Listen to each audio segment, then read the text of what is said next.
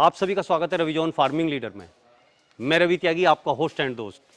मेरे सभी बुजुर्ग और किसान साथियों को मेरा राम राम। तो किसान साथियों, आज Ravi John farming leader channel ने एक ऐसी मुहिम चलाई है जिसमें हम दिखाएंगे बहुत से समृद्ध किसानों को, और जिन्होंने अपने नए तरीके और नई तरह की खेती से अपने आप को बहुत आगे तक बढ़ाया हुआ है। हमारे समाज में एक भ्रांति फैल गई है कि खेती घाटे का सौदा है और दिक्कत वाला काम है, इसलिए हमारी आने वाली पीढ़ी इस खेती से किनारा कर रही है।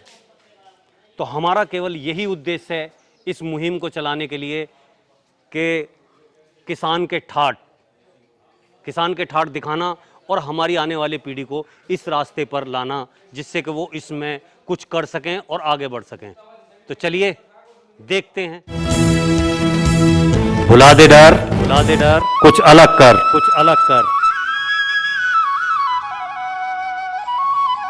किसान साथियों, हमारे चैनल को सब्सक्राइब करें और घंटी के बटन को जरूर दबाएं। प्रधान जी, आपका बहुत बहुत स्वागत है हमारे रवि जॉन फार्मिंग लीडर में। जो किसान भाई देख रहे हैं हमें और आपको, उन्हें एक अपना छोटा सा परिचय दें आप। आपका भी स्वागत, आपके चैनल का भी स्वागत। मेरा नाम संजीव त्यागी है और मूल रूप से मैं झड़ीना का रहने वाला हूँ। ये छोटा गांव जो बुजुर्गों ने बसा दिया था, अब यहीं मेरा निवास है और पूर्ण रूप में यहीं रहता हूँ। पहले मेरठ रहता था। तो अब जो आप जहाँ रह रहे हैं उस जगह का, उस गांव का नाम क्या रखा हुआ है बुजुर्गों ने? बुजुर्गों के टाइम से उस गांव का नाम है कुलपुर। रेवेन्यू रिकॉर्ड में है अलादादपुर कुलपुर। अच्छा, तो प्रधान जी, ये पुस्तैदी गांव तो झड़ीना था, लेकिन हम यहाँ पे आके रहे। ये कितने टाइम पहले, क्या पीढ़ी पहले बात थी ये मान लो लगभग जो हमारे परदादा थे जी, स्वर्गीय ठाकर दास जी, जी, उनके टाइम से यहाँ हमारा दरअसल घेर था। घेर मीन्स के गाय वाय थी, 100 200 रहती थी। अच्छा। तो घेर था और यहाँ आना जाना, मतलब आए काम करा, एक दो व्यक्ति यहाँ रुक गया और बाकी जो शाम को गांव चले गए। जहाँ पुराना पुश्तैनी हवेली थी हमारी। धीरे धीरे बंटवारे होते चले गए, परिवार कुछ झड़ी ना रह गया। अच्छा, हम लोग यहाँ शिफ्ट हो गए और फिर यहीं रहना सहना हमने अपने डेवलप करके इसको शुरू कर दिया। तो यहाँ अब जो प्रधान जी, यहाँ पे जो आपका घेर घर और जितना भी यहाँ कंस्ट्रक्शन हुआ है, बनी हुई जगह है, वो कितनी जगह में है इस टाइम? 3,000 हो, 3,500 नापी तो कभी है नहीं जी। क्यों खरीदी नहीं है, तो ऐसी है पुश्तैनी जमीन पड़ी हाँ, पड़ी है। कोई ये तो खरीदे बेचे जब भी तो पता लगे भाई कितनी है, क्या है। जैसे जिधर को बढ़ा दिया उधर को बढ़ बढ़ती गई। मैंने अपने हिसाब से करा। अब मेरा बेटा यहाँ आ गया नोएडा छोड़ के, वो अपने हिसाब से सेटअप अपना बना रहा है। ये छोटी सी एक फैक्ट्री पैकिंग की लगा रहा जी। अब वो अपने हिसाब से बढ़ा रहा। मैंने तो जो पहले था अपने हिसाब से कर लिया। तो प्रधान जी, आज एक बात है, सब कुछ आपने यहीं सब कुछ अपना काम जमाया हुआ है। तो बच्चे कितने हैं आपके पास? मेरे बच्चे 5 हैं, 4 बेटी हैं, 1 बेटा है। अच्छा, बेटियों की शादी होगी, बेटे की होगी, अब बेटे के भी 1 बेटा हो गया। बढ़िया। तो मैं तो शहर में भी कई वर्षों तक रहा हूँ इनकी पढ़ाई की वजह से, लेकिन मेरा मन कभी उधर जमा नहीं। मेरे मम्मी पापा मेरठ रहते हैं, मेरे 2 भाई हैं छोटे, उनके बच्चे मेरठ रहते हैं, एक के गाजियाबाद रहते हैं जी। उनका मन नहीं है। मकान वो लोग भी बना रहे हैं अपने यहाँ, मुझे देखा देख। उनको ज़रूरत भी नहीं है यहाँ रहना, नहीं है। बिल्कुल। तो अब मेरे विचार से तो गांव में अब कोई ऐसा नहीं है कि भी जो शहर में सुविधा है वो गांव में ना हो। तो जो लोग गांव से पलायन करके शहर में जा रहे हैं, तो आने वाले समय में तब देखो, आपने देखा ये लॉकडाउन लगा, बीमारी आई है, तो लोग गांव की तरफ भगे हैं। तो मुझे तो लग रहा है कि जो लोग जिन पर संपत्ति है या जिनका जरिया है वो मेरठ में शहरों में रह रहे हैं अपनी हवेली छोड़ के, तो मेरी समझ से परे का काम है। क्योंकि अब यहाँ से दिल्ली की भी मान लो कि 1 से सवा घंटे का रास्ता है। बिल्कुल। काम करके भी आप आ सकते हो। मेरठ में रहने वाले लोग दिल्ली सर्विस कर रहे हैं जी, और हम अपना घर छोड़ कर शहर की तरफ भग रहे हैं। हाँ, प्रदूषण में जाने के लिए। हाँ, दूषित चीज़ों को अपने छोटा सा गाँव है मेरे यहाँ, ना तो कोई प्रदूषण है, ना आवाज़ है, ना वायु प्रदूषण है, ना साला ध्वनि प्रदूषण है, कुछ है ही नहीं। अब बच्चों को अगर पढ़ना है, जो मैंने अपना बेटा पढ़ाया मेरठ, जी, फिर पढ़ाया दिल्ली, जी। और जो मेरी पुत्रवधि है वो ये तुम्हारे यहाँ इसमें पढ़ी है, डीएम स्कूल से करा है इंटर उसने, और टॉपर रही है अपने स्कूल की, और फिर शांति कुंज पढ़ के आई है। तो मैं तो ऐसा कह रहा हूँ भाई आगे अपने बेटे को यहीं पढ़ा ले, अपने दिल्ली पिल्ली मेरठ वेरठ जाने दे, मुझको ना तो अब टेंशन नहीं ज़रूरत है। वैसे प्रधान जी मुझे ऐसा लग रहा है कि अब आगे जो है ऐसा टाइम नहीं आने वाला कि बच्चों को ज़्यादा बाहर कहीं भेजना पड़ेगा या कुछ करना पड़ेगा। और जिस हिसाब से आपने यहाँ पे सेटअप किया हुआ है, सिस्टम को बनाया हुआ है, अब जो ये हमारी चैनल की मुहिम है, ये दर्शाना चाहती है कि शहर में क्या है और गांव में क्या है। तो प्रधान जी ये गांव के जो ठाठ हैं उसके बारे में क्या कहना चाहेंगे आप? देखो जी, गांव में अब ये मान लो एक छोटा व्यक्ति भी खुली हवा में रह सकता है, पर्याप्त मात्रा में लोगों के पास जगह है रहने के लिए, खुले में बैठने के लिए। शहरों में तो जो बहुत ज़्यादा ही हाई क्लास लोग हैं, वे 1000-2000 के कोठे, नहीं तो सब पे एक एक दो दो कमरे के फ्लैट और कमरे में बिल्कुल पड़े हैं बिल्कुल अपन। बिल्कुल। पैसे चाहे उन पे कितने भी हैं, गाड़ी उनकी 50 लाख की होएगी, लेकिन उन पे खड़े करने को शेड उसका हाँ, नहीं खड़ी होगा, करने के लिए जगह नहीं वो होगी। पार्किंग में या बाहर खड़ी होएगी। अगर 2 करोड़ का फ्लैट भी आपने लिया है तो आपको एक पार्किंग की जगह पर्टिकुलर मिलेगी, जगह है और वहाँ उनका इतने नंबर वालों की ये ये पार्किंग है। होएगी। अगर कोई आपका गैस चला गया तो उसकी करोड़ की गाड़ी भी सड़क पे रहेगी। बिल्कुल। तो ठाट तो मेरा तो कहना ये है कि जो गांव की लाइफ है मैं तो शहर से बेटर मानता हूँ। तो प्रधान जी यहाँ पे अब जो आप खेती कर रहे हैं वो कितने लैंड पे खेती कर रहे हैं आप? देखो जी, जमीन लगभग लगभग मेरे पास में 100 बीघे तो बाग है आम का। अच्छा, उसमें कौन कौन सी नस्ल है बाग में?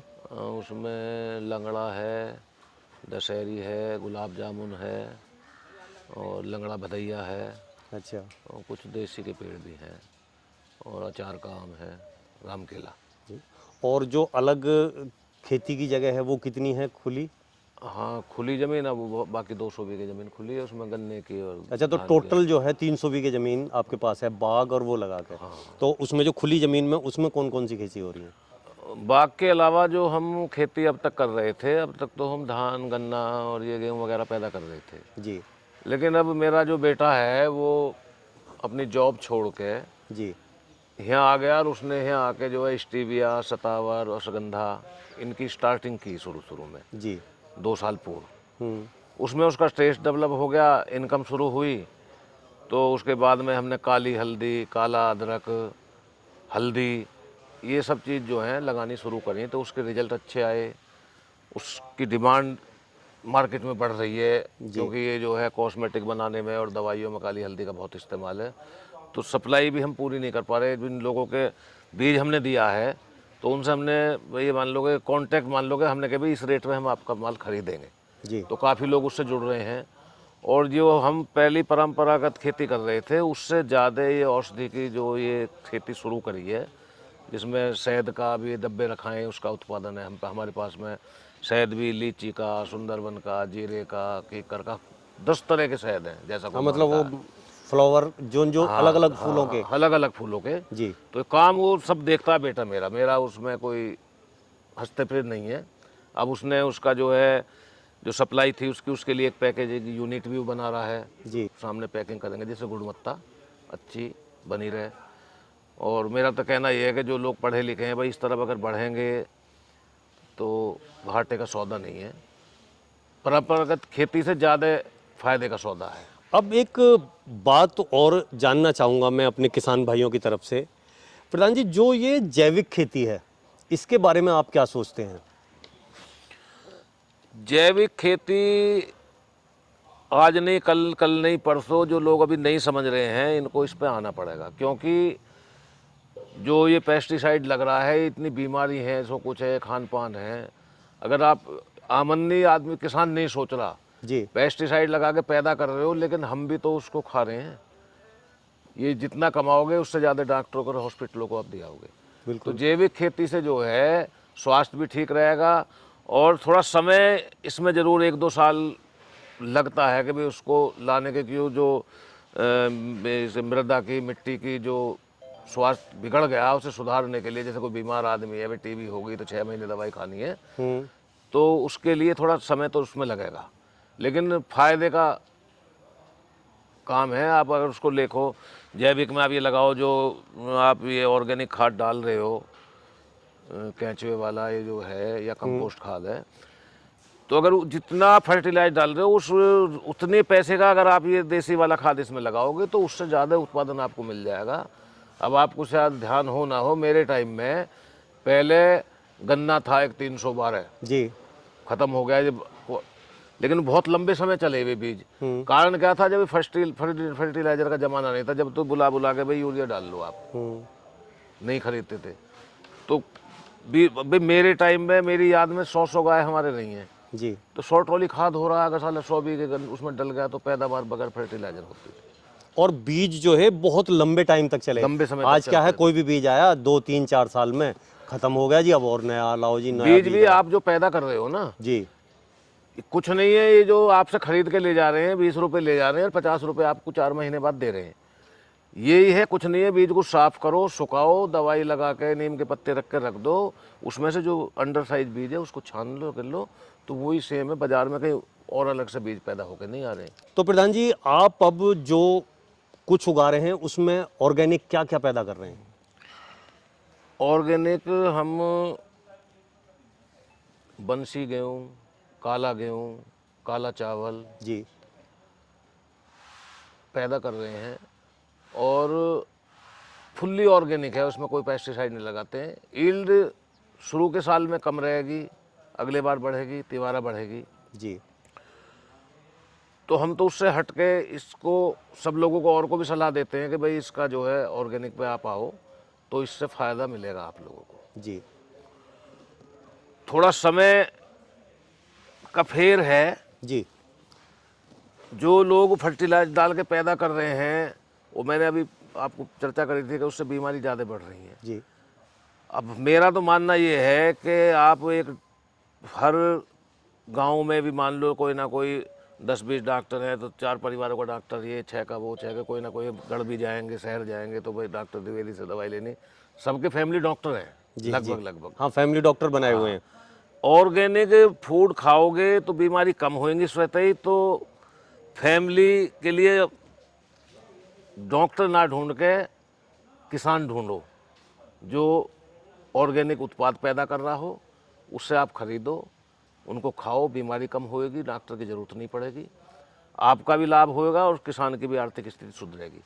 तो मेरा तो सभी लोगों से ये अनुरोध है और मैं निवेदन करना चाहूँगा, जो लोग शहर भी रह रहे हैं तो वे ऑर्गेनिक फूड खरीदें, लोगों से कहीं ना कहीं कांटेक्ट करें। मतलब ये कहने का है कि एक फैमिली डॉक्टर ना रखे, एक फैमिली किसान रखो भाई, वाह। 10-10 लोग मिलके, तो उससे आपका भी फायदा होगा और किसान का फायदा होगा। हाँ, किसान की भी स्थिति सुधरेगी और उसे प्रोत्साहन मिलेगा जैविक पैदा करने के लिए, पैदा करने का। तो मेरा तो ये अपना सोच है और सभी से मैं अनुरोध करूंगा कि भाई मेरी बात अच्छी लगे तो इसको आगे बढ़ाने का प्रयास करें। तो प्रधान जी, आपने ये सारी चीज़ें बताई और ये सारी चीज़ें समझाई और हमारे इस किसान के ठाठ सीरियल में आपने योगदान दिया, और जो हमारी किसानी से, हमारी खेती से नए बच्चे बच रहे हैं उन्हें इंस्पायर किया अपनी और अपने बेटे के बारे में उपलब्धियों को बता के, उसके लिए आपका बहुत बहुत धन्यवाद। धन्यवाद सर। तो किसान साथियों, आपने देखे एक किसान के ठाठ। अगर उस किसान के ठाठ और उनका तौर तरीका और उनके संस्कार और विचार आपको अच्छे लगे हों तो वीडियो को लाइक करें, शेयर करें, चैनल को सब्सक्राइब करें और घंटी के बटन को जरूर दबाएं। ये वीडियो देखने के लिए आप सभी का बहुत बहुत धन्यवाद। मैं रवि त्यागी, रवि जॉन फार्मिंग लीडर से।